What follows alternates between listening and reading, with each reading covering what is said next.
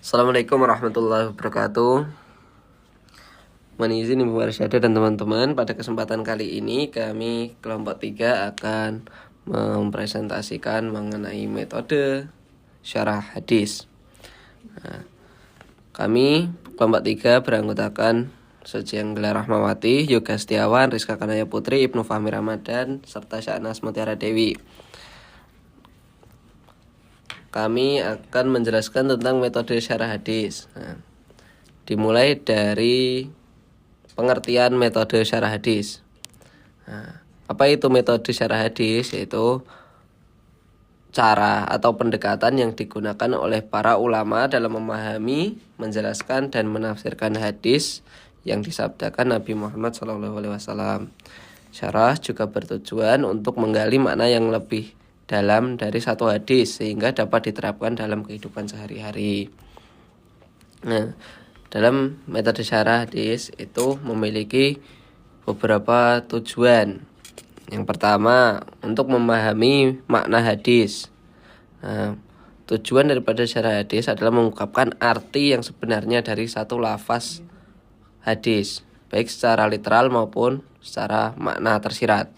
Yang kedua, menjelaskan konteks hadis, yaitu adalah memahami latar belakang sejarah, sosial, dan budaya ketika hadis itu disabdakan.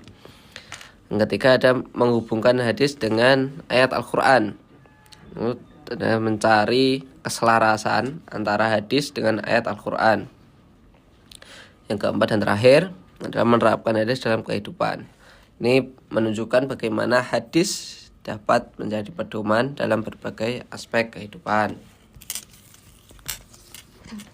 Ada metode-metode syarah hadis. Yang pertama ada metode tahlili, yaitu metode hadis yang penjelasannya rinci dan mendalam terhadap setiap kata, kalimat, dan struktur hadis. Contohnya yaitu menjelaskan asal-usul kata, perbedaan makna kata, dan tata bahasa yang digunakan dalam hadis.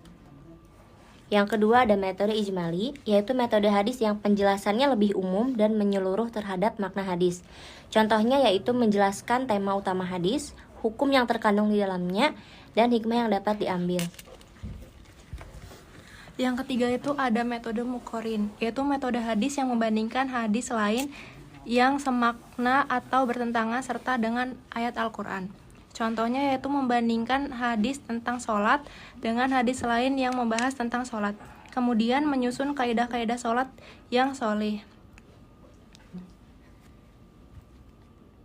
Pentingnya mempelajari syarah hadis, menjelaskan kesalahan dalam memahami hadis, meningkatkan pemahaman agama, menerapkan ajaran Islam dalam kehidupan. Selanjutnya yaitu contoh kitab syarah hadis.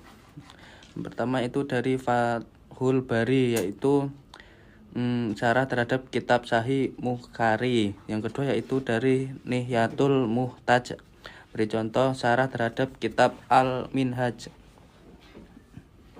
Kesimpulannya yaitu metode syarah hadis sangat penting dalam memahami dan mengamalkan ajaran Islam. Dengan mempelajari berbagai metode syarah, kita dapat memperoleh pemahaman yang lebih komprehensif dan akurat tentang hadis Nabi Muhammad SAW.